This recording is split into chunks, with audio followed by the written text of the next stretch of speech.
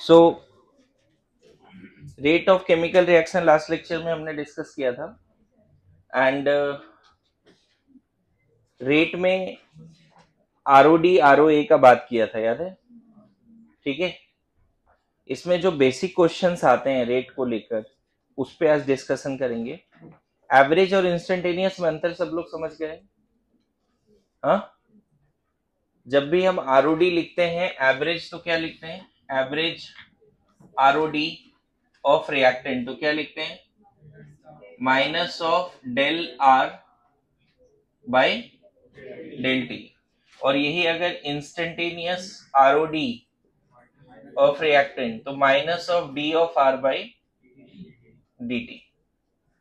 उसी तरह से average ROA of product plus del P by delta T and instantaneous ROA of product plus of DP by dt। मैं बताऊं, ये tan theta 1 का magnitude के बराबर होगा जिस पॉइंट पे आपको इंस्टेंटेनियस निकालना है, और ये भी tan थीटा 2 ले लेता हूं। ये एंगल्स कौन कौन से आप जानते हो, है ना? जैसे एक बार लास्ट क्लास जो बताया था उसको ग्राफिकली अभी एक बार और बता देता हूं। देखो, टाइम के रिस्पेक्ट में दोनों एक जगह पे ही बता देते हैं, ठीक है? टाइम के रिस्पेक्ट में रिएक्टेंट प्रोडक्ट का कॉन्सेंट्रेशन बढ़ता है बच्चे, नहीं? और टाइम के रिस्पेक्ट में रिएक्टेंट का कॉन्सेंट्रेशन कम होता है, ऐसा होता है। किसी एक टाइम पे अगर आपको निकालना है, किसी एक पर्टिकुलर टाइम पे अगर आपको इंस्टेंटेनियस रेट निकालना है, मान लेते हैं टी टाइम पे निकालना है, तो टी टाइम पे यहां पे टेंजेंट ड्रॉ करना पड़ेगा इस पॉइंट पे, ठीक है? ऐसा, गुड टू गो। ये मैं बोल रहा हूं tan थीटा 2। और उसी टाइम पे अगर इंस्टेंटेनियस रेट ऑफ प्रोडक्ट निकालना है तो यहां पे टेंजेंट ड्रॉ करना पड़ेगा, ऐसे। समझ में आ रहा है? और ये क्या है? tan theta 1। देखो, प्रोडक्ट का जो कर्व है यहाँ पे ग्रीन वाला, उसके टी टाइम पे यहां से परपेंडिकुलर ड्रॉप करोगे तो देखो रिएक्टेंट को ए पे कट किया, प्रोडक्ट को बी पे कट किया, टी टाइम से परपेंडिकुलर ड्रॉप किया। तो बी पॉइंट पे टेंजेंट ड्रॉ करोगे, जो थीटा बनेगा वही tan थीटा 1 मैग्नीट्यूड जो इंस्टेंटेनियस रेट है टाइम टी, और ए पॉइंट पे जो टेंजेंट ड्रॉ करेंगे ये जो थीटा बनेगा tan theta 2, that is the instantaneous rate at, है ना, एट टाइम टी। तो ये एक तरीका, लास्ट क्लास से ये पढ़ा दिया था, एक बार अगर दोबारा लिखना चाहो तो लिख सकते हो, यानी तो हम आगे बढ़ते हैं। बढ़े? क्या लिखना है दोबारा? ठीक है, जस्ट रिकैप करा दिया, आगे बढ़े फिर सब लोग। ठीक है, नाउ अब बात होता है रेट एक्सप्रेशन। रेट लॉ नहीं है, रेट एक्सप्रेशन है, ठीक है? अगर कोई रिएक्शन है, मान लेते हैं कि एग्जांपल लेते हैं N2 3H2 गिव्स अमोनिया। देखो, कंटेनर में आप पहले क्या रखे हो? N2 और H2 रखे हो, A mole and B mole. N2H2 रखे हो, है ना? थोड़े समय के बाद उस कंटेनर में मान लेते हैं तीनों ही आ गए, N2H2 अमोनिया, ठीक है? ऐसा कुछ X Y and B Z, ऐसा रिएक्ट कैसे हो रहा है? 1 mole N2 react with 3 mole of H2 to give 2 mole of ammonia, right? तो T इक्वल टू 0 पे क्या लिख दिया मैंने? A B 0, और किसी टाइम T पे मान लेते हैं 10 सेकेंड ही है, जो भी है, इसको X Y एंड Z ऐसा लिख सकते हैं कि नहीं? लिख सकते हैं। इसको डिफाइन भी कर सकते हो, मान लो कि ये 10 है और ये भी 10 है, सपोज दोनों 10-10 ले लिया इनिशियली। अब मान लेते हैं इसके बचे हैं अगर 7 बचे हैं, है ना? तो इसके 3 गए, इसके 3 गए ना? तो अब इसके हिसाब से बताओ, अगर 10 मिनट में इसके 10 सेकंड में अगर इसके 3 गए तो इसके कितने गए होंगे? 9, क्योंकि 1 3 से रिएक्ट कर रहा है, तो यही मोल कंसेप्ट है। ये 1 बचेगा और इसके 1 से इसके 2 बनते हैं तो इसके 3 से इसके 6 बन जाए। ये लिखने आना चाहिए, इतना मोल कंसेप्ट आना चाहिए। अब हम लोग यहाँ पे क्या लिखेंगे? एवरेज ROD ऑफ N2, तो minus of del N2 by delta T लिख दें। कितना होगा? चेंज कितने से है? -3 से। 7 - 10 कितना लिखोगे? 7 - 10 by 10 - 0, 10 second initial, final time 10, initial T1 0, तो कितना आ गया? 3/10 मतलब 0.3 मोल पर लीटर पर सेकेंड आ गया। पहले हम एक काम करते हैं, नॉर्मल लॉजिक नहीं लगाते, नॉर्मल तरीके से। अच्छा, कल एक दो बच्चे ने डाउट पूछा मेरे से कि सर ROD जब लिख रहे हैं तो ये 3 का कोई मतलब है क्या? ROA ROD में इस 3 का कोई मतलब नहीं है, बैलेंसिंग के समय बस उसका मतलब है। जब भी अगर तुम्हें लिखना है एवरेज ROD ऑफ अब H2 लिखना है, तो डेटा पे बिलीव करो, ये 3 वगैरह भूल जाओ अभी फिलहाल के लिए। बोला जाता है ROD ROA इंडिपेंडेंट होता है रिएक्टेंट और प्रोडक्ट के कोफिशिएंट से। यहाँ डायरेक्टली चेंज दिया है ना तुम्हें। इसका डेफिनेशन क्या होता है बताओ? Del of H2 by del T negative, -3 of del नहीं लिखते। रिएक्टेंट क्या है? H2, 3 नहीं है रिएक्टेंट, 3H2। तो जो रिएक्टेंट है उसमें change by time is the rate of disappearance. यहाँ पे ऐसा नहीं कि कोफिशिएंट 1 था इसीलिए हमने यहाँ पे 1 रखा, और यहाँ पे कोफिशिएंट 3 है तो हमें यहाँ 3 रखना चाहिए, ऐसा कुछ नहीं है।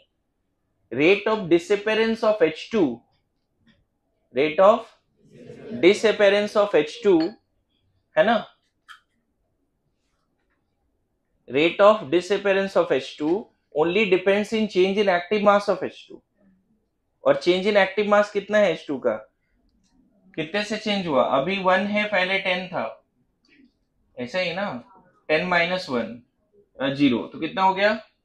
0.1 मोल पर लीटर पर सेकेंड। सही लिखा है मैंने? 0.1 या 0.9? 0.9, सॉरी 0.9। अब देखो, लॉजिकली भी तुम इस बात को समझ सकते थे कि ये जिस रेट से डिसअपीयर होगा उसके थ्राइस रेट से ये भी डिसअपीयर होगा। अब यहां कोफिशिएंट का मतलब है, वरद ध्यान आ रहा है? ये जिस रेट से डिसअपीयर होगा उसके थ्राइस रेट से डिसअपीयर होगा।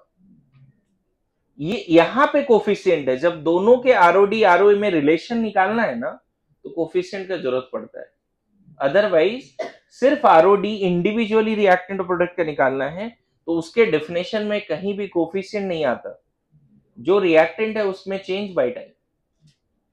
ROD ROA independent of stoichiometric coefficients, but when you compare the ROD ROA of reactant product, then coefficient comes into the picture. उसमें रिश्ता डेवलप करने के लिए कोफिशिएंट का जरूरत पड़ता है। जैसे कि आपको पता है 1 मोल 3 मोल से रिएक्ट करता है, यहाँ पे कोफिशिएंट जरूरी है। अगर बैलेंस केमिकल इक्वेशन ना हो तो क्या ऐसा बोल सकते हैं 1 मोल 3 मोल से रिएक्ट करता है? नहीं बोल सकते। Good to go. Balance chemical equation ना हो तो ये हम नहीं बोल सकते, चलेगा? बोलो। तो अच्छा, लास्ट वाला ये लिख लेते हैं, एवरेज ROA ऑफ अमोनिया। फिर यहाँ 2 से कोई मतलब है क्या जी? 2 से कोई मतलब है नहीं। अब चेंज इन अमोनिया कितना है? फाइनल कितना था? 6, इनिशियल 0, 10 - 0, कितना हो गया? 0.6 मोल पर लीटर पर सेकेंड। अब गौर करना, सपोज मैं बोलता हूं इसको R1, इसको R2, इसको R3। अगर इन तीनों में इक्वालिटी चाहिए तो हम क्या करेंगे पता है? R1 को 1 से डिवाइड कर, R1 N2 से रिलेटेड है, ROD ऑफ N2 है, तो उसको 1 से डिवाइड करो, कितना मिलेगा बताओ? तो 0.3/1 0.3 मिलेगा। R2 0.9 है, 0.9 को H2 के कोफिशिएंट से डिवाइड करो, कितना मिल गया? 0.9 बाई, फिर से वही आया फिर से रिपीट कर रहा हूं, R2 किसका रेट ऑफ डिसअपेरेंस है? H2 का। वो कितना वैल्यू आया है सॉल्व करके? 0.9। 0.9 को H2 के कोफिशिएंट से डिवाइड किया, दैट इज 0.9/3। अगेन क्या मिला? अच्छा, R3 rate of formation of ammonia है, वो कितना आंसर में? 0.6 है। R3 को उसके कोफिशिएंट से डिवाइड करो। अब देखो हर जगह 0.3 है, तो यहां इक्वालिटी होल्ड कर गया। इस तरह से लिखना ही रेट एक्सप्रेशन कहलाता है। ROD को उसी के कोफिशिएंट से डिवाइड कर दो, है ना। ROD ऑफ N2 को उसके कोफिशिएंट से डिवाइड करो, ROD ऑफ H2 को उसके कोफिशिएंट से डिवाइड करो, ROA ऑफ अमोनिया को उसके कोफिशिएंट से डिवाइड करो। ये ही कहलाता है ROR भी। मैं बताऊं, इस तरह से लिखना ही ROR है और यही रेट एक्सप्रेशन है, यही रेट एक्सप्रेशन है। क्लियर हो रहा है? मैं बताऊं, इस तरह से लिखना आ गया तो कम से कम 10-15 न्यूमेरिकल्स आपसे बनने वाले हैं। यदि लिखने आ रहा है तो न्यूमेरिकल नहीं बनने वाले। क्लियर है? बोलो। तो इतना लिखिए, व्हाट इज रेट एक्सप्रेशन, सबको समझ में आ रहा है? एक जनरल यहाँ पे थोड़ा सा और टाइम दे दो, फिर लिखने का टाइम देता हूं। एक जनरल यहाँ पे बात कर लेते हैं, है ना। देखो, अगर मान लो A ऑफ A है, B ऑफ B है, C ऑफ C है एंड D ऑफ D है, तो रेट एक्सप्रेशन क्या लिखोगे बताओगे? मान लो ये बैलेंस इक्वेशन है, तो रेट एक्सप्रेशन क्या लिखोगे? क्या लिखना है? Minus of DA/dt। अच्छा चलो, ये पहले मत लिखो, पहले ROD के टर्म्स में लिखो। क्या लिख देंगे? ROD of A by A must be equal to ROD of B by B must be equal to ROA of C by C, ROA of D by D। समझ में आ रहा है? अब ROD जब भी लिखते हैं तो वहां कोफिशिएंट का मतलब होता है क्या? नहीं, वहां सिंपली क्या होता है? Del of A by del T। समझ में आया? जब भी ROD ऑफ A लिखते हैं तो change in concentration of A by time, no need of coefficients and all. इसको क्या लिख देंगे? Minus of del B by del T by क्या? इसको plus of del C by del T upon plus of del D by del T upon D। ये इस तरह से लिखना ही कहलाता है ROR, और इसी को हम लोग रेट एक्सप्रेशन भी बोलते हैं। क्या समझ गए? बोलो, लिख पाएंगे ऐसे? एक प्रैक्टिकल एग्जांपल दिया, फिर जनरल बातें किया। ऐसा नहीं कि पहले जनरल बात फिर प्रैक्टिकल, पहले एग्जांपल दे दिया प्रैक्टिकल, फिर जनरली लिखना सिखाया कैसे लिखते हैं। क्या किसी भी रिएक्शन के लिए ये रिश्ता लिख पाएंगे? कोई भी रिएक्शन हो? समझ में आ रहा है? जैसे एक एग्जांपल और मान लो दे देते, N2O5 gives NO2 plus O2। Balance है क्या ये? चलो, अब बैलेंस है। क्या लिखोगे इस केस में? ROR इक्वल टू डायरेक्ट लिखूं क्या? माइनस ऑफ डी लिख देता हूं, चलो डेल नहीं लिखते, इंस्टेंटेनियस भी लिख सकते हैं, बाई dt बाई कितना? 1 इक्वल टू प्लस ऑफ, देखो d of NO2, twice of NO2 मत लिखो, NO2 रिएक्टेंट है, by dt by 2 is equal two plus of d of O2 by dt divide by half. Divide by half करना पड़ेगा। अगर ये लिखने आ रहा है बच्चे, तो हम फिर बोल रहे हैं 15 क्वेश्चन तो कम से कम बनेगा मॉड्यूल में, और जो आया हुआ भी सवाल है, मतलब यहां से भी क्वेश्चंस आते हैं एग्जाम में। लिखने आ गया? भी 3 एग्जाम्पल दिए है। अच्छा, क्या ये पैरेलली ये भी सोच सकते हैं कि जिस रेट से डिसअपियर होगा उसके ट्वाइस रेट से ही बनेगा, और ये जिस रेट से डिसअपियर उसके हाफ रेट से ये बनेगा। तो कोफिशिएंट देख के ये रिलेशन बता दो, है ना। अगर रेट ऑफ डिसअपियरेंस x है तो रेट ऑफ फॉर्मेशन क्या होगा? 2x हो जाएगा इस केस में। आ रहा है समझ में? यहां पर भी हम क्या बोल सकते हैं? N2 जिस रेट से डिसअपियर होगा उसके ट्वाइस रेट से अमोनिया बनेगा। N2 जिस रेट से डिसअपियर होगा उसके थ्राइस रेट से H2 डिसअपियर होगा। यस या नो? लिखिए, फटाफट लिखिए, नोट्स बनाइए जल्दी से। देखो, इसमें एक क्वेश्चन कभी आपसे पूछ ले कि ROR क्या है, रेट ऑफ रिएक्शन क्या है, तो ROD ROA में जो सबसे मिनिमम है वही ROR है, ऐसे समझ लो। बताओ ये कितना, 0.3, 0.9, 0.6, सबसे मिनिमम रेट कौन है? तो इन तीनों में जो मिनिमम होगा वही ROR होगा। मेरी बात आ रही समझ में? तो नोट में ही लिख सकते हो, मिनिमम ऑफ ROD और ROA इज ROR।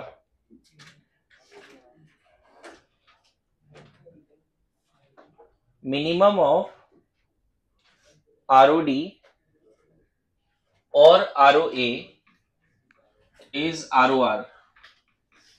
समझे? और एक चीज लिख सकते हो यहां पे, एक और इंपॉर्टेंट बात, रेट ऑफ ओवरऑल रिएक्शन। देखो यहां पे है ना, ROR हमेशा तुम्हें लिखना पड़ेगा ROD बाई स्टोइकियोमेट्रिक कोफिशिएंट या ROA बाई स्टोइकियोमेट्रिक, ये फॉर्मूला होगा। मतलब अगर तुम्हें ROR निकालना है ओवरऑल रिएक्शन का, ये किसके लिए डिफाइंड है? ओवरऑल। ओवरऑल रेट क्या है? ठीक है, रिएक्टेंट तो अलग से घट रहा है, प्रोडक्ट भी घट रहा है, बढ़ रहा है अलग से, लेकिन ओवरऑल किस रेट से चल रहा है? तो जो मिनिमम है वही डिसाइड करता है ओवरऑल रेट ऑफ रिएक्शन। और फॉर्मूला क्या है ROR का? ROD बाई, जिसका ROD लिख रहा है उसी का कोफिशिएंट, जिसका RO लिख रहा है उसी का कोफिशिएंट से डिवाइड करना है। चलेगा? बोलो, यहां तक समझ गए? नाउ एक क्वेश्चन देता हूं, पहले थोड़ा सा डिफिकल्ट क्वेश्चन देता हूं। A of A gives B of B for this reaction, है ना, log of minus of dA by dt is equal to log of plus of dB by dt plus 1, ये दिया हुआ है। Then A by B is equal to, answer बताना नहीं है, सब लोग अपना सॉल्व करो, आ जाए तो रेज योर हैंड, है ना। 1, 10, 9, 100। क्वेश्चन ये है,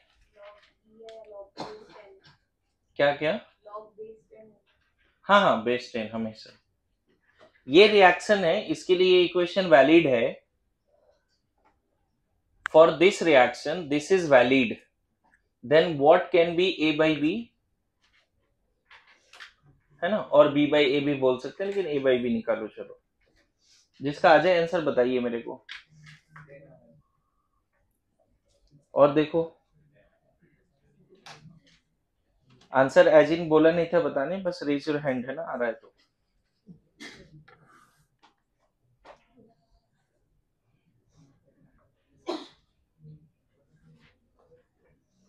कल क्यों नहीं आए थे शांतनु? क्या था, बर्थडे? तो ऐसे ही मन नहीं किया तो ठीक। आंसर लिखो, सॉल्व दिस क्वेश्चन। अभी जो सिखाया ना उसी से रिलेटेड क्वेश्चन है, अभी जो सिखाया उसी से रिलेटेड क्वेश्चन है। हो गया 10? सबका आ रहा है? इधर लास्ट बेंच नहीं, रेट एक्सप्रेशन लिखो बस, देखो आ जाएगा आंसर। फिर देखिए यहां पर इस इक्वेशन के लिए क्या लिख सकते हैं हम लोग, minus of dA by dt by A is equal two plus of dB by dt by B। अभी लिखना सिखाया ना, रिएक्टेंट A है, A का जो रेट ऑफ डिसअपियरेंस होगा बाय A जो कोफिशिएंट है is equal to rate of accumulation of B by उसका कोफिशिएंट, ये होगा वैलिड। अभी लिखना सिखाया, उधर देखो ना, हमेशा ये लिख सकते हैं। अब मान लो यहाँ पे सिर्फ ये है और ये प्रोडक्ट में है, तो दो ही जाएंगे, चारों नहीं लिखेंगे। Yes no? अब बताओ, इधर minus of D A by D T ही रहने दो, इधर कितना लिख दोगे, A by B D B by, इस ए को उधर भेज दिया, ठीक है, ये पूरा न्यूमरेटर में डिनोमिनेटर में, ये न्यूमरेटर में डिनोमिनेटर, ये इधर जाएगा तो इतना रहा है। अब दोनों तरफ लॉग ले लो, ध्यान रखना ये पॉजिटिव है, नेगेटिव नहीं है, क्योंकि खुद नेगेटिव है, कल एक्सप्लेन किया था ना। तो log of minus of D A by D T is equal to, इसको अगर x बोलते हैं, इसको y बोलते हैं, तो log x इंटू वाई को अलग से क्या लिख सकते हैं, देखो a बाई बी है into D B by D T है, ऐसा है ना, इसको क्या लिख सकते हैं, ये पूरा x के जगह पे, ये पूरा y के जगह पे, इतना आता है समझ में, कितना लिख दें, पहले ये वाला लिख देता हूं, log D B by D T plus log a by B. अगर आप इसको और गिवन इक्वेशन को कंपेयर करोगे तो देखो लेफ्ट हैंड साइड में ये है और यहाँ ये है, राइट हैंड साइड में ये है, यहाँ भी ये है, इधर 1 है और यहाँ क्या है, इसका मतलब क्या हो गया, log a by B equal to 1, log 1 log equal to 1, log x equal to 1 तभी होता है जब x 10 हो, इतना पता है, log 10 टू द बेस 10 1 होता है, तो यहाँ पे a बाई बी कितना लिख दोगे, 10। करेक्ट आंसर समझ में आया सबको, इतना लॉग आता है जी, पक्का?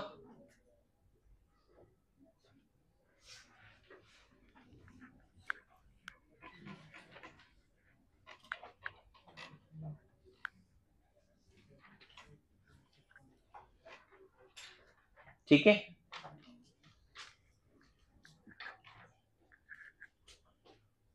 सॉल्व करिए।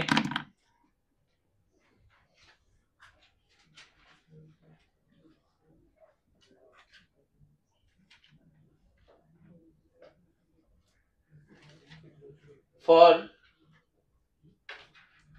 गैसियस रिएक्शन, अगर मान लो कोई गैसियस रिएक्शन है, 3A gives 2B, तो ROD of A minus of del of A by del T बोल सकते हैं, राइट, बोल सकते हैं, और यहाँ पे चेंज इन मोलारिटी ले सकते हैं, लेकिन कल जितना एक्टिव मास का क्लास लिया था, इसी को minus of del P of A by del T लिख सकते हैं। अगर गैसियस रिएक्शन है तो change in active mass molarity के जगह पे चेंज इन पार्शियल प्रेशर ले सकते हैं, समझ में आ रहा है, क्लियर है? Change in molarity by time average तो आ जाता है, लेकिन चेंज इन पार्शियल प्रेशर भी ले सकते हैं गैसियस के लिए। उसी तरह से ROA ऑफ B क्या लिख सकते हैं, change in B by time, और इसको change in partial pressure of B ऐसे भी लिख सकते हो बाय टाइम, यहां चाहो तो पूरा ही लिख लो, change in partial pressure of A by time. यहां तक समझ रहे हैं? गैसियस रिएक्शन के लिए बच्चे change in pressure by time value अलग आएगा, ध्यान रखना।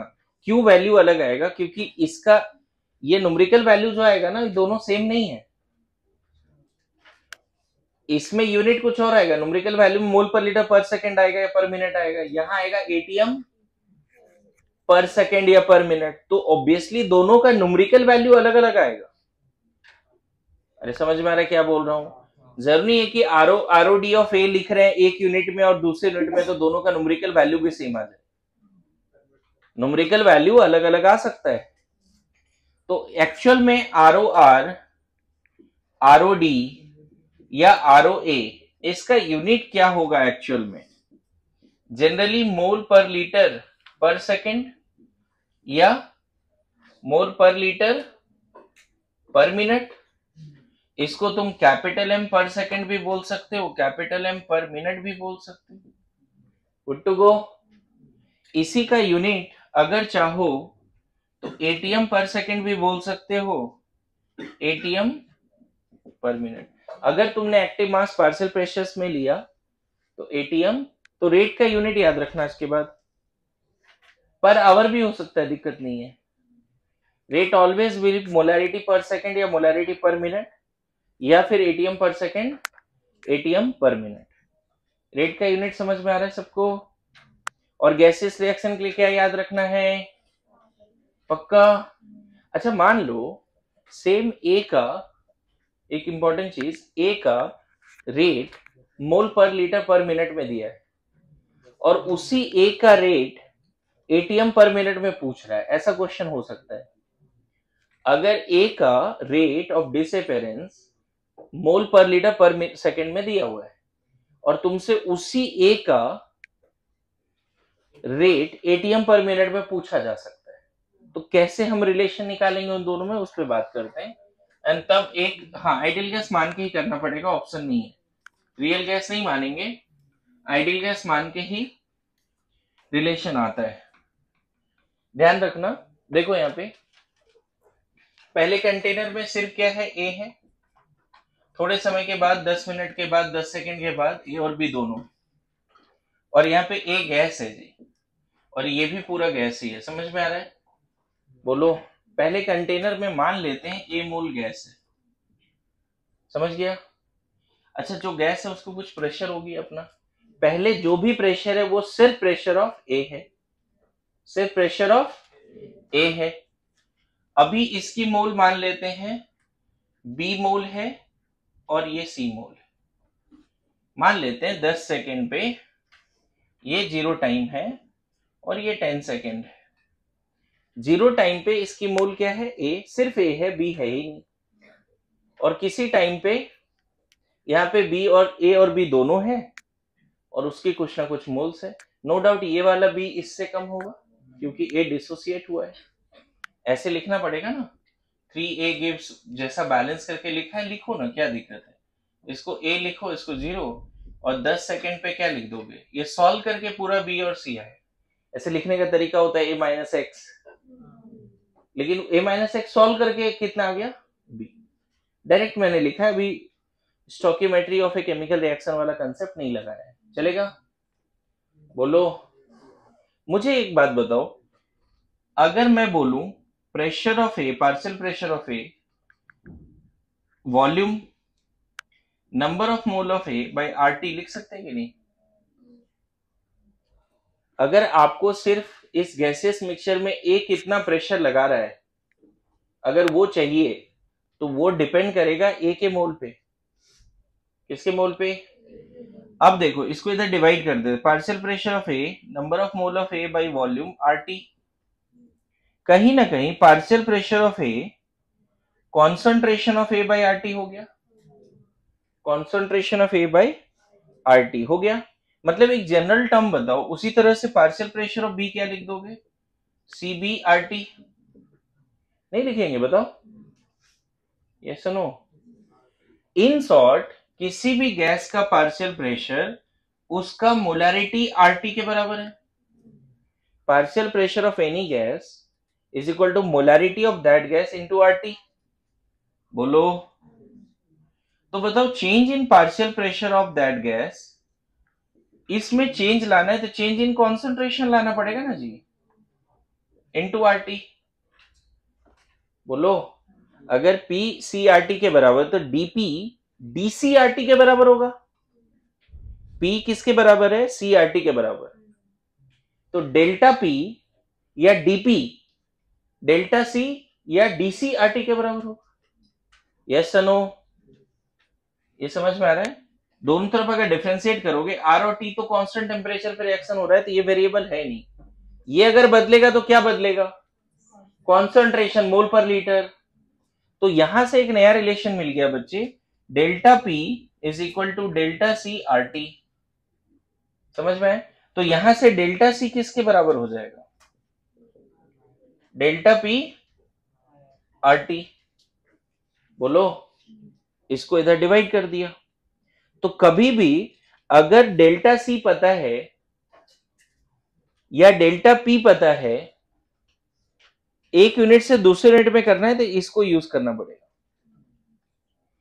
बहुत बार आंसर किस में दिया रहता? मोल पर लीटर पर सेकेंड में। तो तुमको जो वहां पे चेंज इन कॉन्सेंट्रेशन है उसके जगह पे change in pressure by RT करना पड़ेगा, या फिर change in pressure is equal to, तुम सिंपली यहां पे क्या रख सकते हो बताओ? अगर मान लो इसी रिएक्शन में हमें इसी रिएक्शन में इसके जगह पे क्या रख सकते हैं? हाँ है ना,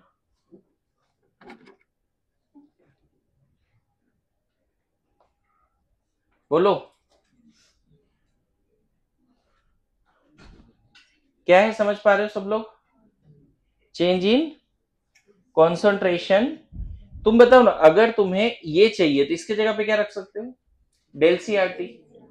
ये वाले के जगह पे क्या रख सकते हो? डेल सी ऑफ ए का कॉन्सेंट्रेशन चेंज को अगर आरटी से मल्टीप्लाई कर दोगे तो ए के पार्शियल प्रेशर में चेंज मिल जाएगा।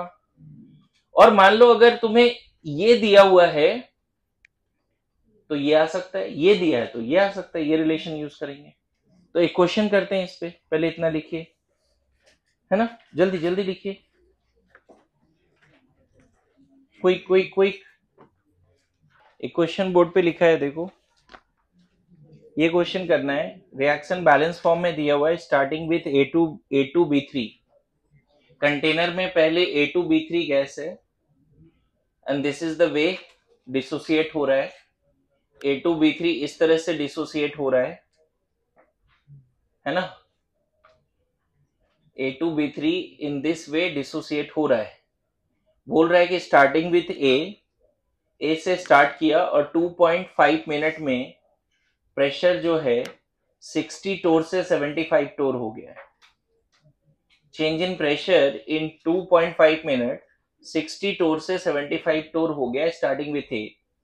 तो आपको बताना है आरओडी ऑफ, हाँ टेम्परेचर नहीं मेंशन है तो 27 डिग्री सी ले लो, चलो temperature will be 27 degree C. चलो ट्राई करो, ऐसे बैठो मत। लवदी ऑल गुड? लिखो, क्वेश्चन लिखो।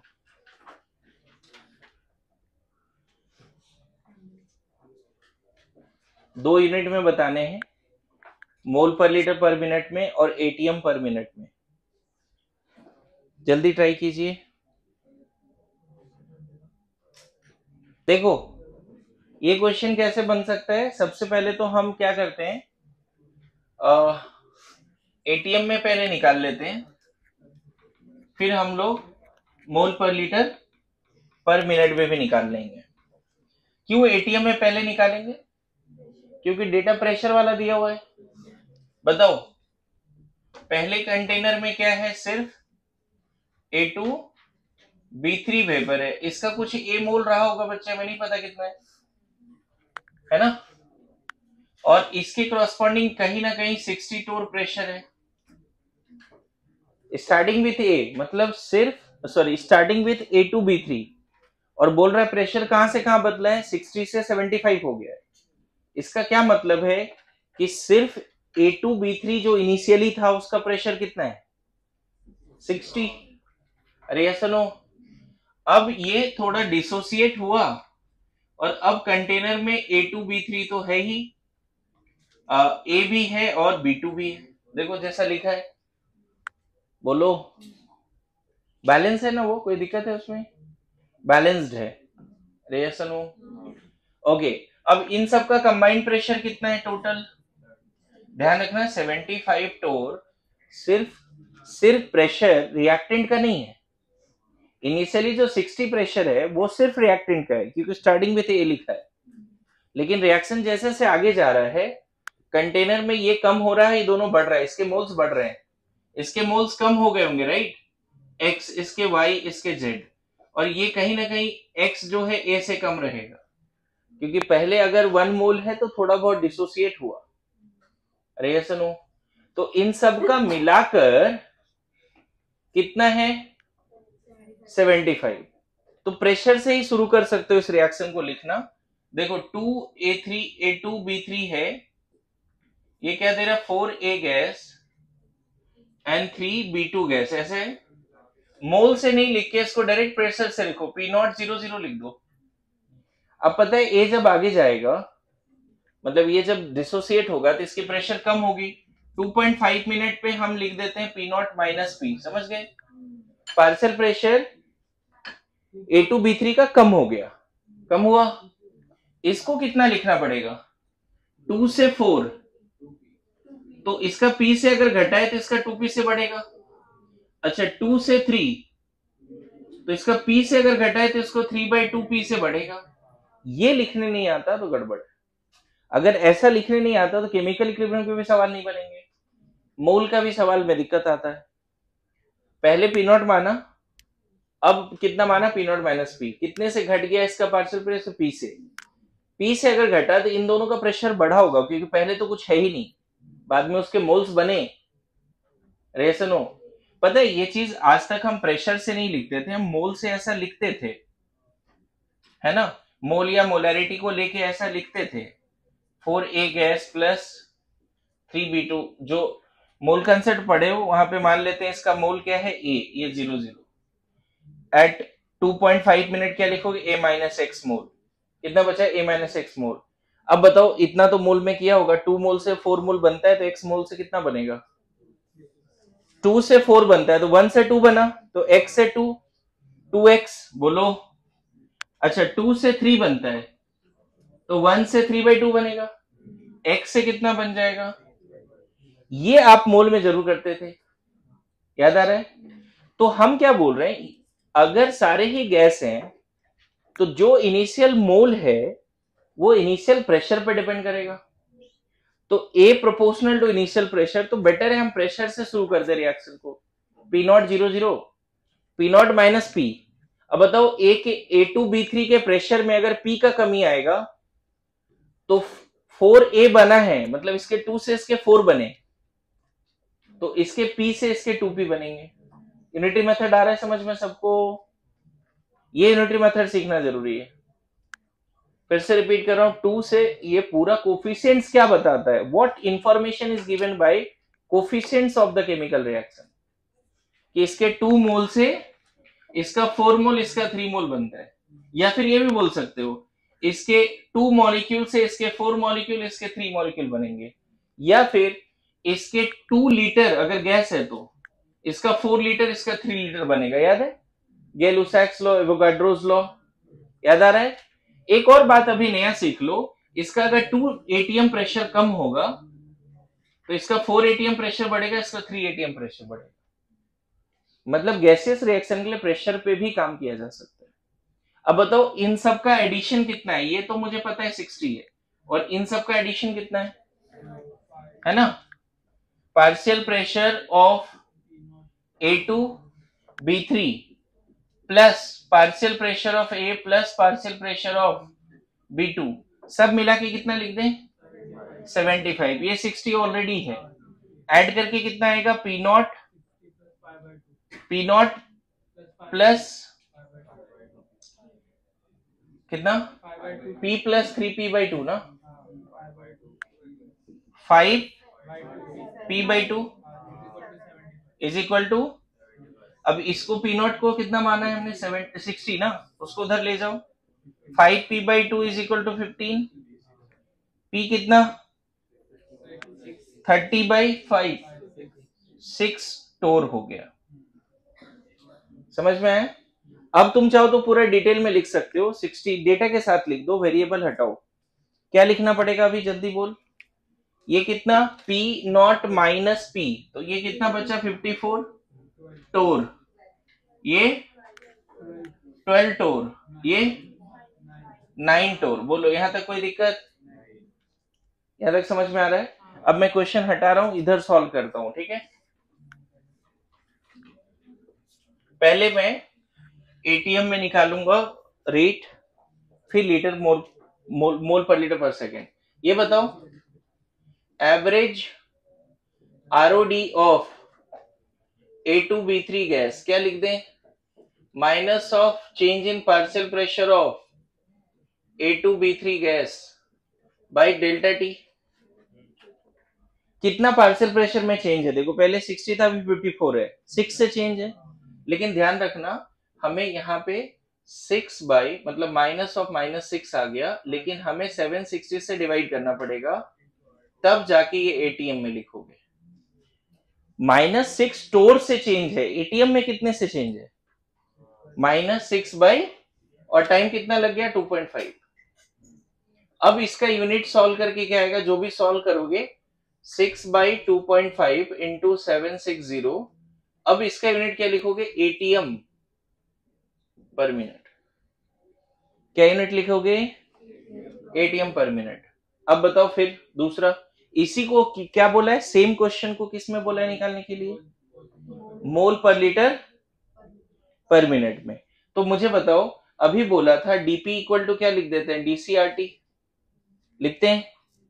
तो डीसी इक्वल टू क्या लिखेंगे? DP RT. बोलो, अरे अभी सिखाया था ना, change in partial pressure is equal to change in concentration RT. तो चेंज इन कॉन्सेंट्रेशन क्या होगा? Change in partial pressure by RT. अब मुझे एक बात बताओ, सेम क्वेश्चन के लिए अगर एवरेज आरओडी ऑफ A2B3 लिखना है तो minus of change in molarity of A2B3 by change in time लिखें। बोलो, हमें अगर पार्शियल प्रेशर के टर्म्स में लिखना हो change in partial pressure by time, लेकिन हमें लिखना है मोल पर लीटर पर मिनट में, तो यहां क्या लिखना पड़ेगा? Change in molarity of A2B3 by time. लेकिन चेंज इन मोलैरिटी का वैल्यू ही नहीं है हमारे पास, चेंज इन प्रेशर का वैल्यू है। देखो ना, 60 से 54, 6 -6 का चेंज है। अच्छी बात क्या है, इसके जगह पे हम क्या रख सकते हैं? देखो ऊपर का रिलेशन, इसके जगह पे क्या रख सकते हैं? चेंज इन कॉन्सेंट्रेशन के जगह पे चेंज इन, बोलो, पार्शियल प्रेशर ऑफ क्या? A2B3 by time. लेकिन यहां पे डिवाइड बाय क्या करना पड़ेगा? बोलो, क्या कर रहे हैं? सबको समझ में आ रहा है? फिर से एक बार, यहां पे हमें एक्चुअल में इसके जगह पे क्या लिखना पड़ेगा? फिर से बोलो, change in partial pressure of A2B3 by RT divide by delta T. अब सही है? बोलो, चेंज इन पार्शियल प्रेशर तो पता है ना हमें। इन शॉर्ट ये बताओ, change in partial pressure bye delta T का वैल्यू तो ये आया है ना। देखो ना, change in partial pressure bye delta T का वैल्यू कितना आया? तो जो रेट आया है एटीएम पर मिनट में, उसको सिर्फ किससे डिवाइड करना है? आरटी से। आंसर आ जाएगा। यहाँ पे एक ट्विस्ट और है जहां पे लोग गलती करते हैं, आर का क्या वैल्यू रखें? 8.314 रखें या 0.0821 रखें? तो एटीएम लीटर जहां इन्वॉल्व है तो आर का वैल्यू ऐसा ही नहीं रख सकते, आर का वैल्यू 0.0821 रखना पड़ेगा। फिर से रिपीट कर रहा हूं, बताओ, change in pressure by time का वैल्यू ही तो ये आया था निकाल के, तो इसको क्या लिख दें? जो आया है वो रहने देते हैं, 2.5 इंटू 760। इस पूरे को कितने से डिवाइड करें जी? आरटी से डिवाइड होगा। दिस बाय दिस तो हमें पता ही है, आरटी नीचे जाएगा, आरटी आर का वैल्यू रखना पड़ेगा 0.0821 इंटू T300 दिया है क्वेश्चन में। अब इसका यूनिट क्या हो जाएगा? बदल के यूनिट क्या हो जाएगा इसका? बोलिए, फिर से इधर लिख देता हूं, minus of del change in partial pressure of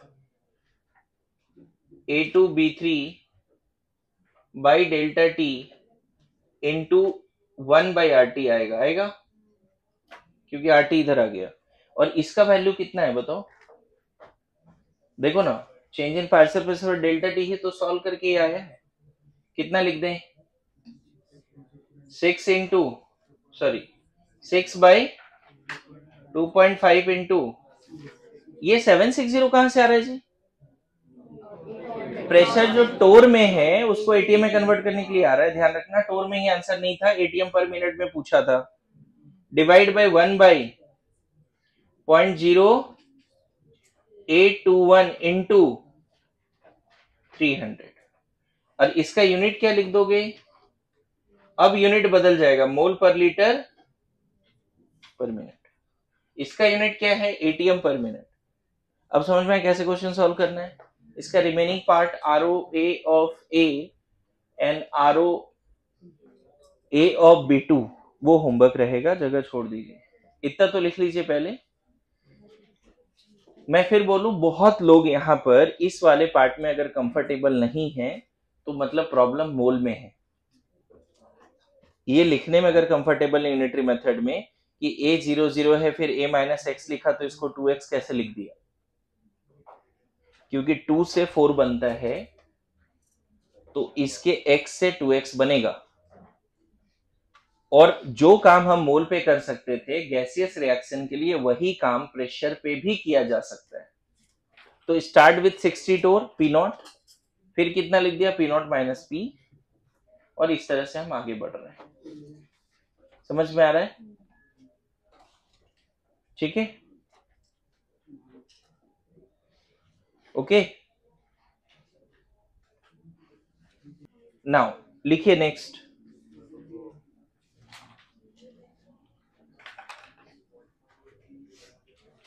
एक क्वेश्चन आपके मॉड्यूल में है जो बहुत बार लोग डाउट पूछते ही हैं। मॉड्यूल है सबके पास? तो वो क्वेश्चन पहले ही डिस्कस कर देते हैं। एक बार ट्राई करो, मॉड्यूल का ही सवाल है।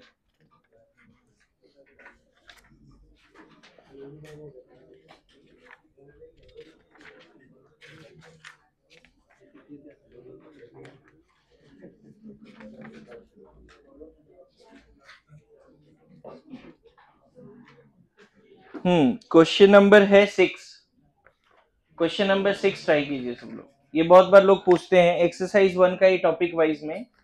क्वेश्चन नंबर 6 जल्दी, मैं क्वेश्चन लिख देता हूं, ये हटा दे। अच्छा, इसका पूरा पार्ट सॉल्व कर दो या हो जाएगा बताओ?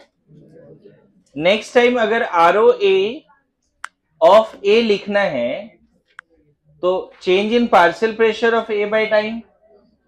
Change in partial pressure A का कितना है? पहले 0 फिर 12 है, तो यहां कुछ नहीं करना है, 12 बाई 760 डिवाइड बाई 2.5। समझ में है? 12 बाई 760, टोर को एटीएम में कन्वर्ट करने के लिए 760 से डिवाइड करना पड़ेगा, तो थोड़ा जगह छोड़ दीजिए। अदरवाइज एक और तरीका बताता हूं। इतना मैंने तो कर लिया ना इसमें, अगर ये सॉल्व कर लिया तो इसको पॉइंट वाइज बता सकते हो कितना आ रहा है सॉल्व करके? एनीवन? क्या आपने पूरा कैलकुलेशन किया है? ये कितना है सॉल्व करके एटीएम पर मिनट में? नोबडी?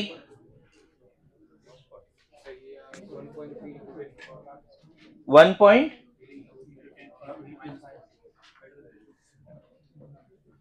देखो मैं क्या बोल रहा हूं, आप नेक्स्ट टाइम इसको सॉल्व करने के समय ना बच्चे रेट एक्सप्रेशन का यूज कर लो, जल्दी हो जाएगा। मतलब बार बार ये वैल्यूज पुट करने का जरूरत नहीं पड़ेगा, रेट एक्सप्रेशन का यूज करो। कैसे करेंगे रेट एक्सप्रेशन का use? ROD of A2B3/2 is equal to ROA of A by 4 ROA of B2/2 है। बताओ, ये वाला वैल्यू तो आ रखा है ना ऑलरेडी एटीएम पर मिनट में, ये वाला वैल्यू एटीएम पर मिनट में आ रखा है। अच्छा, इसी का वैल्यू हमने किस में भी निकाला, नीचे मोल पर लीटर पर मिनट में निकाला। हाँ, यहाँ पे 3 आएगा, सॉरी अभी सही है। उसका कोई कैलकुलेशन बता देते तो हेल्प हो जाता। एनीवन? वो दोनों ही कैलकुलेट करो, 6 बाई 2.5 डिवाइड बाई जो भी 760 है, कितना आ रहा है कैलकुलेशन बताओ? 5 दोनों ही बताना है आपको।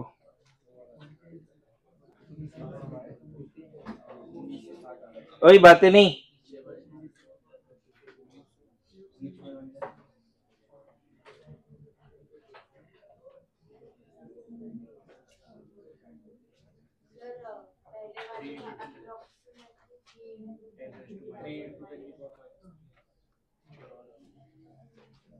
हाँ, ये लगभग आ रहा है 3 इंटू 10⁻³ ATM पर मिनट, ठीक है। और ये कितना आएगा बताओ? ये जो भी आया इसको 12 से मल्टीप्लाई करो, है ना, इंटू 12, ये 1/12 है, 0.0821, ये 1/12 है ना। और फिर उसको डिवाइड करो 300 से, तो ये लगभग में आ रहा है 1.2 इंटू 10⁻⁻⁴ सही है। और इसका यूनिट क्या हो जाएगा? मोल पर लीटर पर मिनट। अब देख कैसे आंसर आएगा फटाफट। ये इन दोनों को इक्वेट करेगा, बताओ इसको इक्वेट करके बताओ आरओ ए ऑफ ए क्या लिख दोगे? 4/2 into RO D of A2B3 होगा। अब इधर सब लोग ध्यान दो, लिखो मत इधर इधर।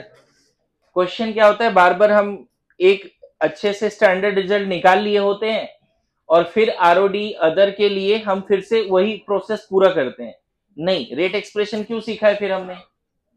रेट एक्सप्रेशन से आगे बढ़ेंगे। इसका वैल्यू अगर तुमने पहला वाला रख दिया है ना, 2 इंटू कितना हो गया फिर? 3 इंटू 10⁻³ क्या? एटीएम पर मिनट। देखो RO A of A ATM पर मिनट में आ गया हमारे पास। और यही अगर तुम ये वाला वैल्यू तुम लास्ट वाला रखते 1.2, तो 2 इंटू क्या रख देते? 1.2 इंटू 10⁻⁴, फिर यूनिट क्या लिखते? मोल पर लीटर पर मिनट। देखो आ गया आंसर। कैलकुलेशन आसान हो जाता है। अच्छा, इसको और इसको इक्वेट करते तो क्या मिल जाता बताओ?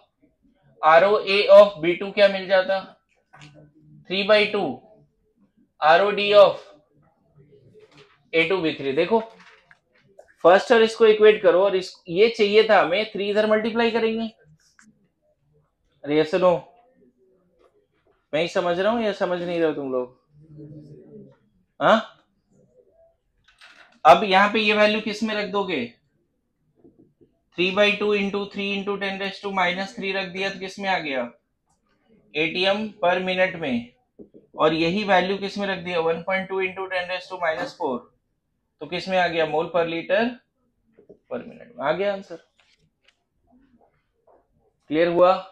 तो कैसे सारे क्वेश्चन जल्दी बन जाते हैं। यहाँ पे कैलकुलेशन बहुत है। और एक ये फॉर्मूला बड़ा इंपॉर्टेंट है कि अगर तुम्हें डेल पी पता है तो डेल सी कैसे निकालना है। डेल पी को आरटी से डिवाइड कर देना है, डेल सी निकल जाएगा। और अगर डेल सी निकालना है, डेल पी कैसे मिलेगा? तो डेल सी का जो भी वैल्यू है, चेंज इन मोलैरिटी का अगर वैल्यू को आरटी से मल्टीप्लाई कर दोगे तो चेंज इन पार्शियल प्रेशर मिलेगा। चेंज इन पार्शियल प्रेशर को आरटी से डिवाइड कर दोगे तो चेंज इन मोलैरिटी मिल जाएगा। ये इंपॉर्टेंट रिलेशन है जिसको याद रखना है। ओके, इधर हटा सकते हैं। ये क्वेश्चन नंबर 6, चलो होमवर्क देते हैं। ये हर बार लोग पूछते ही हैं, तो कल मैं इसको डिस्कस करूंगा, अभी रहने देते हैं। थोड़ा सोचना इसके बारे में। नाउ लिखो, दिस इज बेसिक्स ऑफ क्या? Rate. Now write down differential factors affecting rate of reaction. Heading दो, फैक्टर्स अफेक्टिंग। मैं फिर बोलूं, कम से कम टॉपिक वाइज में 10-12 क्वेश्चन है इस वाले रेट एक्सप्रेशन पे। आरओडी दिया है तो आरओए पूछा जा रहा है, आरओए दिया है तो आरओडी पूछा जा रहा है ना? समझ में आए? और आप देखना इवन जेई मेंस में भी सिर्फ रेट एक्सप्रेशन पे कम से कम 7-8 बार सवाल आ रखा है। आप एक बार पीवाईक्यू सॉल्व करोगे तो दिख जाएगा आपको। इवन मेडिकल में भी बहुत बार क्वेश्चन आए। और आगे का जो भी एक्सप्रेशन होगा उसमें रेट ऑफ रिएक्शन तो यही सीखते हैं ना, change in active mass by time. Okay, so next topic will be what? Factors affecting. देखो किसी भी रिएक्शन को, मतलब आरओ आर अगर बोल रहे हैं तो आरओ डी भी बोल सकते हैं, आरओ ए भी बोल सकते हैं। Factors affecting rate of reaction, मैं बताऊं सबसे मोस्ट इंपॉर्टेंट फैक्टर जो है वो है एक्टिव मास। इसके बाद अदर फैक्टर भी है जो बाद में डिस्कस करेंगे। सबसे पहला फैक्टर जो रेट को इफेक्ट करता है वो एक्टिव मास है, फिर टेम्परेचर है, फिर प्रेशर है, कैटलिस्ट है ना? हम बोल सकते हैं कि फिजिकल स्टेट से भी रेट जो है स्लो फास्ट होता है। कोलिजन थ्योरी, गैसियस रिएक्टेंट के बीच में फास्टर रिएक्शन होता है।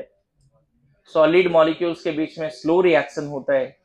तो जो सबसे पहला फैक्टर है उस पे बात करते हैं, सारा फैक्टर इकट्ठे नहीं लिखते।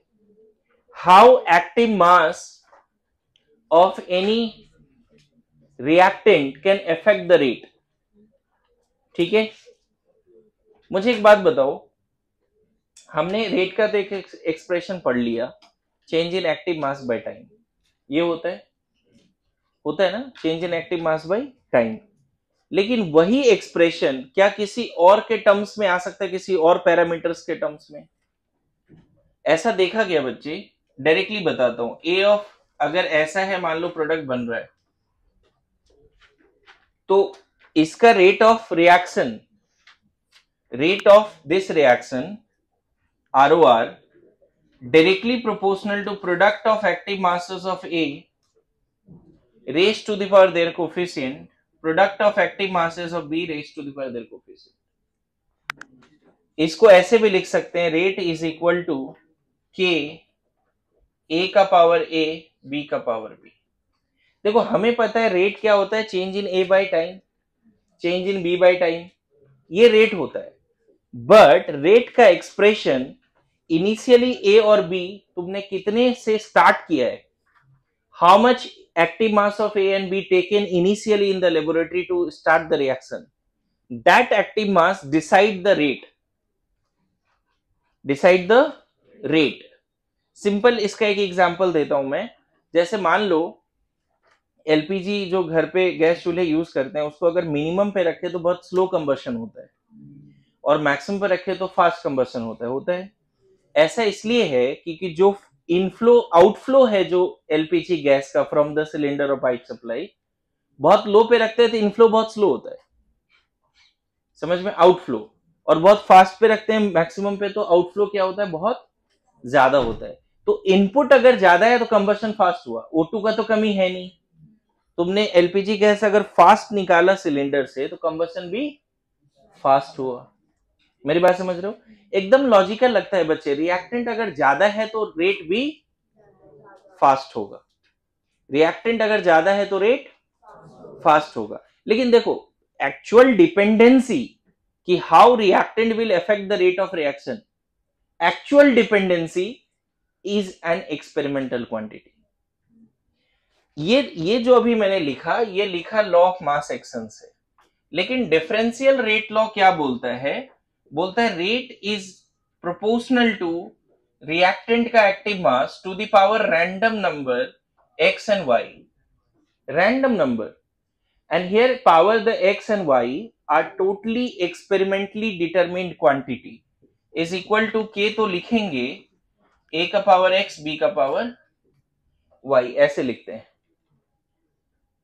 पहले तो चलो वो क्या लिखते हैं वो बात की बात है।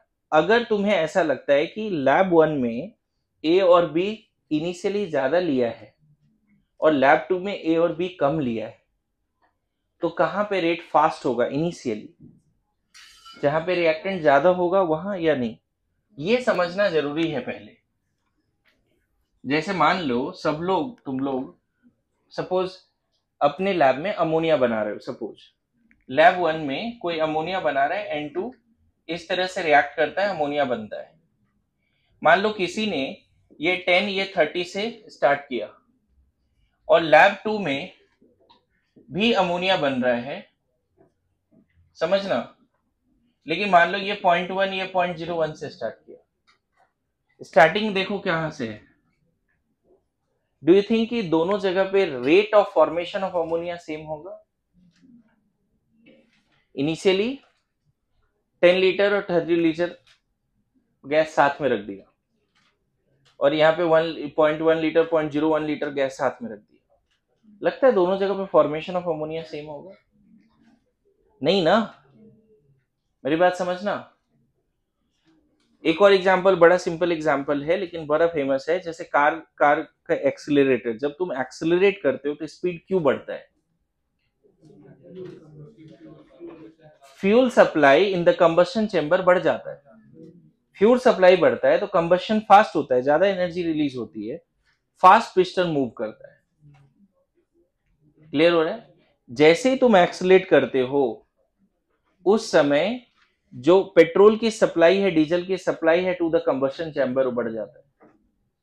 तो पिस्टन कंबशन फास्ट, जैसे यहां हुआ ना कि एलपीजी गैस के केस में क्या देखा, फुल पे रखने के बाद कंबशन फास्ट होता है ना। उसी तरह से एक्सीलरेट अगर करते हैं तो कार के इंजन में, बाइक के इंजन में पेट्रोल ज्यादा जाता है, कंबशन फास्ट होता है, पिस्टन फास्ट मूव करता है, और उसकी वजह से व्हील जो है मोशन फास्ट है। तो मुझे नहीं लगता ये बार बार बताने की जरूरत है तुम्हें कि more is the starting material, more is the input, more is the output, like that. यहां पे नो डाउट अगर मैं बोलूं इनिशियल रेट R1 अगर 10 है तो यहां पे इनिशियल रेट को कम बोलना पड़ेगा, हो सकता है 0.1 ही हो या 1 हो। मानते हो इस बात को? बोलो, क्लियर है? So now how active mass affect the rate of reaction. तो theoretically it is found that rate is proportional to product of active masses of reactants raised to the power their balance coefficients। ये तो theoretically है। Experimentally क्या दिखा, same reaction के लिए experimentally बोला गया rate is proportional to active masses of reactants raised to the power arbitrary number which is 100% experimentally determined quantity। समझ में आ रहा है? और यहां पे देखो अब काइनेटिक्स का फील आना शुरू होगा। अगर तुमने रिएक्टेंट बढ़ाया और रेट नहीं बदला, रिएक्टेंट बढ़ा रहे हो लेकिन रेट नहीं बदल रहा है, जीरो ऑर्डर काइनेटिक्स कहलाता है, क्योंकि एक्स वाई दोनों जीरो जीरो हो गया। समझ रहे हो? अगर रेट बढ़ा रहे हो, सॉरी कॉन्सेंट्रेशन बढ़ा रहे हो और रेट लीनियरली बढ़ रहा है, फर्स्ट ऑर्डर काइनेटिक्स। कॉन्सेंट्रेशन बढ़ा रहे हैं और रेट जो है एक्सपोनेंशियली बढ़ रहा है, तो second, third, fourth order kinetics होगा। जैसे मैं बताऊं एक सिंपल, एक और अच्छा एग्जांपल है। जैसे मान लो तुम पढ़ाई कर रहे हो, बहुत अच्छा पढ़ाई कर रहे हो, लेकिन मार्क्स बढ़ ही नहीं रहे, इसका मतलब तुम्हारा पढ़ाई जो है जीरो ऑर्डर काइनेटिक्स फॉलो कर रहा है। समझ गए? पढ़ाई कर रहे हो, मार्क्स बढ़ रहे हैं लेकिन लीनियरली बढ़ रहे हैं, तो फर्स्ट ऑर्डर काइनेटिक्स स्टडी जो है तुम्हारा। समझ गए? अच्छा, कभी कभी ऐसा होता है खूब पढ़ रहे हैं लेकिन मार्क्स कम होते जा रहे हैं, ऐसा भी है। अच्छा खासा पढ़ाई कर रहे हैं लेकिन मार्क्स कम होते जा रहे हैं, नेगेटिव ऑर्डर रिएक्शन हो गया, नेगेटिव ऑर्डर। समझ में आ रहा है? एक्टिव मास ऑफ रिएक्टेंट बढ़ाने से अगर रेट कम हो गया तो ऑर्डर नेगेटिव भी हो सकता है। मैं फिर बोलूं कि how the rate depends on active mass of reactant, how is totally experimentally finding। समझ में है? ये लैब में प्रॉपर रिसर्च होता है, दैट इज काइनेटिक्स ना। यही तो लैब बोल रहा था कि अलग कैरियर ऑप्शन है, कि यहाँ पे रिसर्च होता है प्रॉपरली कि कोई भी reaction active mass of reactant के हिसाब से किस तरह से बदलेगा। और अभी ऐसा मानते हैं बच्चे कि लैब 1 और लैब 2 में हमने सारा पैरामीटर सेम रखा है एक्सेप्ट द कॉन्सेंट्रेशन। मतलब दोनों का टेम्परेचर सेम है, दोनों में कैटलिस्ट यूज नहीं कर रहे हैं या दोनों में ही कर रहे हैं। मेरी बात समझना, जस्ट हमने दोनों लैब में क्या बदला है, एक्टिव मास। और एक्टिव मास बदलने से दिखा कि जहां एक्टिव मास ज्यादा है वहां रेट फास्ट है, जहां एक्टिव मास कम है वहां रेट। अगर कुछ नहीं मेंशन है बच्चे, कोई बोले कि एक्टिव मास पे कैसे डिपेंड करता है, तो आप ये बोल सकते हो कि generally rate of chemical reaction increases with increase in active mass, but ये मस्ट नहीं है। जीरो ऑर्डर रिएक्शन में रिएक्टेंट कितना भी बढ़ा दो रेट नहीं बढ़ता। क्लियर है? सो दो बातें यहां पे समझना पड़ेगा। ये थ्योरी तो बाद में आएगी, पहले बताओ how active mass affect the rate. तो हम क्या बोल सकते हैं कि एक्टिव मास अगर रिएक्टेंट का बढ़ेगा तो रेट बढ़ना चाहिए। Generally when we increase the active mass of reactants, molarity या पार्शियल प्रेशर या मोल्स बढ़ाएंगे तो क्या बढ़ेगा, रेट बढ़ेगा। Good to go. But actual dependency of rate of reaction on active mass of reactants is determined by differential rate law. Actually कैसे depend करेगा, वो किस पे कैसे पता चलता है, डिफरेंशियल रेट लॉ। ठीक है, तो पहले इतना लिख लेंगे, फिर मैं एक्सप्लेन करता हूं तुम्हें और थोड़ा। बात करें, लिखो, most of the chemical reaction, in most of the chemical reactions rate of reaction increases with increase in active mass of reactants. In most of the chemical reactions, rate of reaction increases with increase in active mass of, in most of the chemical reaction, rate of reaction increases, rate of reaction increases with increase in active mass of, in most of the chemical reaction, rate of reaction increases with increase in active mass of reactants, full stop. आगे लिखो, according to law of mass action, LOMA, according to law of mass action, according to law of mass action, rate of chemical reaction, according to law of mass action, rate of chemical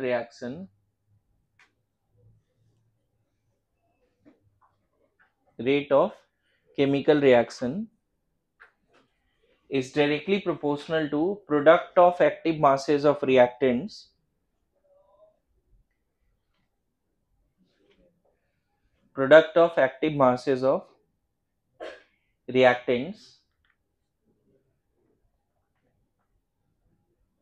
raised to the power,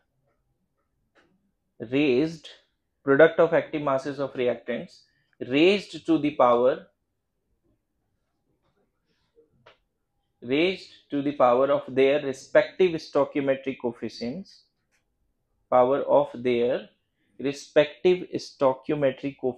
of reactants.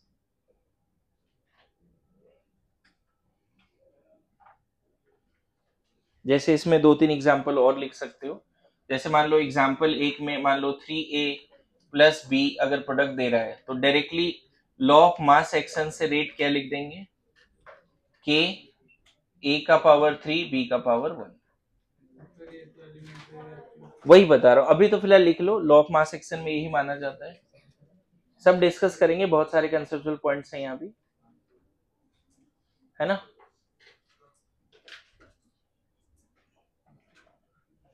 मान लो अगर दूसरा example मान लो यही है, N2H3H2 gives ammonia, तो law of mass action के हिसाब से रेट क्या बोलेंगे, K N2 का पावर 1 H2 का पावर 3। ज्यादा सोचते ही नहीं, जो कोफिशिएंट है वो पावर में जाता है, ठीक है। 2-3 एग्जांपल दे दिया, एक तो यहाँ पे बताया ही है। अगर ये रिएक्शन है, बोलता है रेट बताइए according to law of mass action, तो K A का पावर 3 B का पावर 1, और ये वाला रिएक्शन है तो, है ना। एक और एग्जांपल यहीं पे, अगर मान लो ऐसा दे दिया N2O5 gives twice of NO2 plus half O2, law of mass action के हिसाब से रेट क्या होगा, K N2O5 पावर 1। सिर्फ रिएक्टेंट लेना है, प्रोडक्ट नहीं लेना है। अब सीख गया लॉ ऑफ मास एक्शन क्या है। मैं बताऊं, इसका यूज करते हैं केमिकल इक्विलिब्रियम में, इक्विलिब्रियम कांस्टेंट लिखने के लिए, rate of forward and rate of backward के लिए, तो ज्यादा आसान रहेगा, वहां पे यहाँ एक्सप्लेन कर दे रहा हूं। नाउ लिखो आगे, पैराग्राफ चेंज करके लिखना, थोड़ा जगह छोड़ के। Actual dependency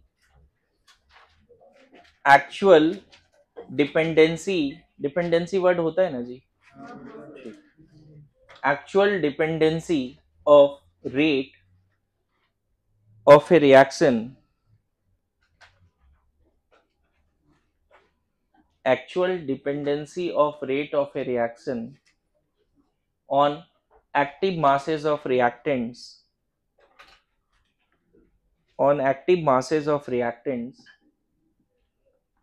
is given by differential rate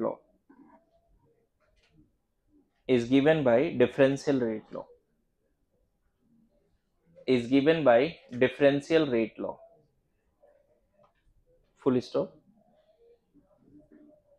According to DRL लिखना, according to differential rate law, according to DRL, rate of reaction is proportional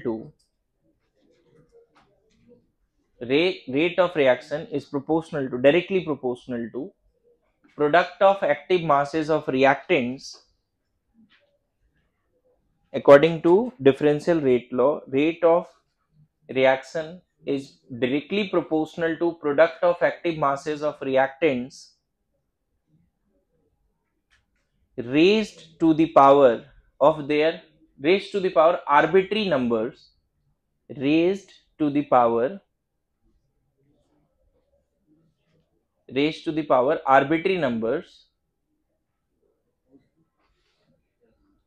which is totally experimentally determined quantity,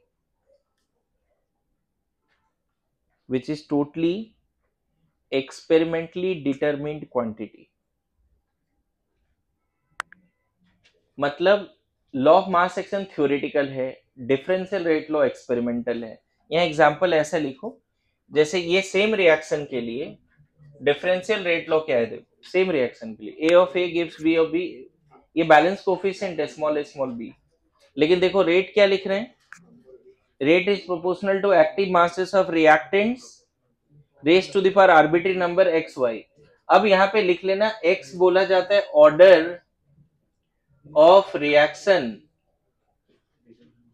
reaction with respect to A, Y बोला जाता है order of reaction with respect to B, और X plus Y overall order है, overall order. और यहाँ पे एक नया टर्म दिख रहा है K भी एक टर्म दिख रहा है, this is called rate constant. Rate constant या वेलोसिटी कांस्टेंट या specific constant, specific rate constant K rate constant है, वेलोसिटी कांस्टेंट है या स्पेसिफिक रेट कांस्टेंट है, ठीक है।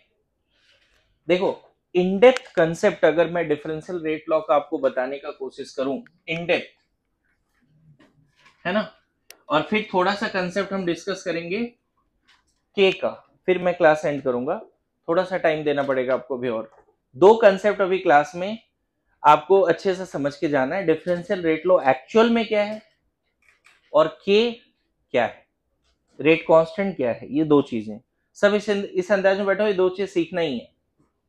देखो अगर मान लो A of A, B of B, C of C, और मान लेते हैं फिर प्रोडक्ट बन गया X Y Z, यहाँ पे कुछ कैटलिस्ट है, मान लेते हैं P, कोई कैटलिस्ट है P, है ना, कैटलिस्ट क्या है बच्चे, P। गौर करना डिफरेंशियल रेट लॉ क्या बोलता है, according to differential rate law, rate proportional to whatever appears in the overall reaction। ध्यान समझना, डिफरेंशियल रेट लॉ कुछ नहीं मेंशन होता है ना तो हम बोलते हैं एबीसी पे डिपेंड करेगा, लेकिन इनडेप्थ कंसेप्ट क्या है डिफरेंशियल रेट लॉ का, रेट डिफरेंशियल रेट लॉ के हिसाब से यहां पे रेट जो है एबीसी पे तो डिपेंड करेगा ही, समझ रहे हो।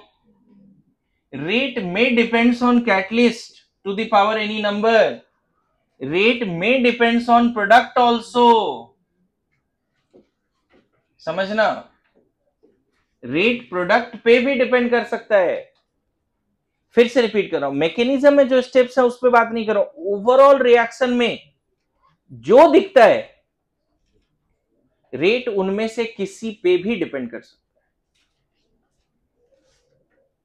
और सरप्राइजिंगली कुछ मेंशन नहीं है तो सिर्फ रिएक्टेंट लेना चाहिए, कॉम्प्लिकेट नहीं करना चाहिए चीजों, चलेगा। और एक नया बात और बताता हूं, हो सकता है कि रेट रिएक्टेंट पे भी डिपेंड ना करे, जीरो ऑर्डर। हर रिएक्शन में रिएक्टेंट होगा बट रेट रिएक्टेंट पे अगर डिपेंड नहीं कर रहा है तो जीरो ऑर्डर। मतलब यहां पे जब एक्सपेरिमेंट करोगे ना बच्चे तो x Y Z N N1 N2 N3 सब आएगा। हो सकता है 99% केसेस में ये सब जीरो आ जाएगा, कौन सब जीरो आएगा? n, n1, n2, n3, n4 ये सब जीरो आ जाएगा। और ये सब का वैल्यू जीरो नॉन जीरो कुछ भी रहेगा। x हो सकता है जीरो होते लोग, y जीरो नहीं है, ऐसा। मेरी बात समझ रहे हो? क्या है in depth concept of differential rate law? According to differential rate law, rate is directly proportional to product of active masses of reactants, catalyst और इवन प्रोडक्ट्स ऑल्सो। लेकिन कुछ मेंशन नहीं है तो क्या लिखते हैं? सिर्फ यही लिखते हैं, जो रिएक्शन है उसमें रिएक्टेंट लिखो और पावर कोफिशिएंट के बराबर नहीं रखना है, एक्स वाई रखना है। पावर कोफिशिएंट के बराबर नहीं रखना है। मैं बताऊं, एक एग्जांपल देता हूं। Suppose 3a plus 2b give c plus 4d है। पता चला इसका रेट जो है ना, पावर इसके बराबर भी आ गया। मतलब तुमने रिसर्च किया, डिफरेंशियल रेट लॉ सिर्फ ए और बी पे डिपेंड कर रहा, पावर भी वही आ रहा है। हो सकता है एक्सपेरिमेंट में ऐसा पॉसिबल है कि जो कोफिशिएंट दिख रहा है वही पावर आ रहा है। हो सकता है इसका जब एक्सपेरिमेंट करके पूरा रिसर्च करोगे तो ये 2 ये 3 हो जाए। देख रहे हो, पावर जो कोफिशिएंट है वो अलग अलग हो गया है। मेरी बात समझ रहे हो सकता है जब रिसर्च करके एक्सपेरिमेंट करके लैब में तैयार करोगे तो तुम्हें ए का पावर 0 मिले, बी का पावर 1 मिले, ऐसा भी हो सकता है। ये पूरा रिसर्च करना पड़ेगा लैब में। हो सकता है सेम रिएक्शन का डिफरेंशियल रेट लॉ ए का पावर 1 एंड बी का पावर भी 1 ही मिल रहा है, पॉसिबिलिटी है। सो किसी भी रिएक्शन को देखकर उसका डिफरेंशियल रेट लॉ तुम नहीं लिख सकते, उसके लिए लैब में जाके एक्सपेरिमेंट करना पड़ता है।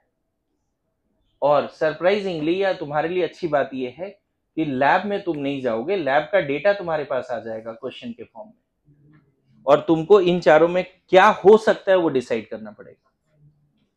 मेरी बात समझ रहे हो? एक रिएक्शन रहेगा, बोलेगा उसका डिफरेंशियल रेट लॉ बताओ। रिएक्शन को देख के बता ही नहीं सकते, तो उसके लिए सपोर्टिंग स्टेटमेंट रहेगा। जैसे एक सिंपल सपोर्टिंग स्टेटमेंट बताता हूं। बोलता है कि what can be the kinetics, what can be the order when we increase the concentration of reactant but rate will not increase, power 0 आएगा। इस तरह का वर्ड दिया रहेगा। मतलब जो एक्सपेरिमेंटल ऑब्जर्वेशन फाइंडिंग्स हैं वो क्वेश्चन में टेबुलर फॉर्म में, डेटा के फॉर्म में लिखा रहेगा या वर्ड प्रॉब्लम के फॉर्म में लिखा रहेगा, एंड देन तुमसे पूछेगा कि चलो गिवन इक्वेशन का डिफरेंशियल रेट लॉ बता दो।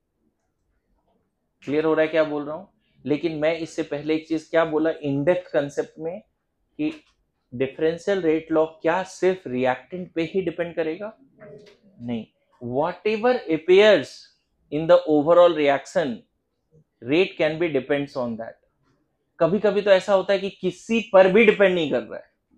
कभी कभी होता है ना ही रिएक्टेंट पे डिपेंड कर रहा है, ना ही प्रोडक्ट पे डिपेंड कर रहा है, सिर्फ कैटलिस्ट पे। फोटोकेमिकल रिएक्शन, फोटोकेमिकल रिएक्शन में रिएक्टेंट कितना भी बढ़ा दो रिएक्शन होता ही नहीं डार्क में। रिएक्टेंट बढ़ाते जा रहे हो लेकिन रिएक्शन नहीं हो रहा है, फोटोन्स डाल रहे हो तो रिएक्शन हो रहा है। पता चल रहा है? मतलब अगर अल्केन और X2 है, प्रोडक्ट बनता है लेकिन फोटोन के प्रेजेंस में, ऐसा फोटोकेमिकल रिएक्शन। अच्छा एक बात बताओ, सिंपल फोटोसिंथेसिस, बायो के स्टूडेंट हो, बहुत अच्छे समझ रहे हो। वाटर कितना भी आ गया लीप पे, पानी भी आ गया, क्या स्टार्च बन जाएगा? सनलाइट चाहिए? चाहिए नहीं चाहिए? अब कुछ लोग इसमें बहस करते हैं कि सर सनलाइट सिर्फ दे दे तो क्या स्टार्च बन जाएगा, वाटर और ये है ही नहीं, तो ऐसी ऐसी बातें करते हैं लोग। लेकिन समझना, ये जो फोटोसिंथेसिस है ये रिएक्टेंट के एक्टिव मास पर डिपेंड नहीं किया, मेनली किस पर डिपेंड किया? सनलाइट पे। क्लियर है? क्यों ऐसा? क्यों ये समझना, रिएक्टेंट बढ़ा रहे थे, CO2 और वाटर बढ़ा रहे थे, तो फोटोसिंथेसिस की रेट नहीं बढ़ रही थी। अगर मैं गलत हूं तो बताना। लेकिन सनलाइट की जो फोटोन की इंटेंसिटी बढ़ रही है तो रेट बढ़ रहा है। तो मेनली किस पे डिपेंड कर रहा है? फोटोन्स पे। समझ में आया? बोलो। सो लिखेंगे, यहां तक ये लिखना था, वो भी लिखना था। लिखो लिखो जल्दी लिखो।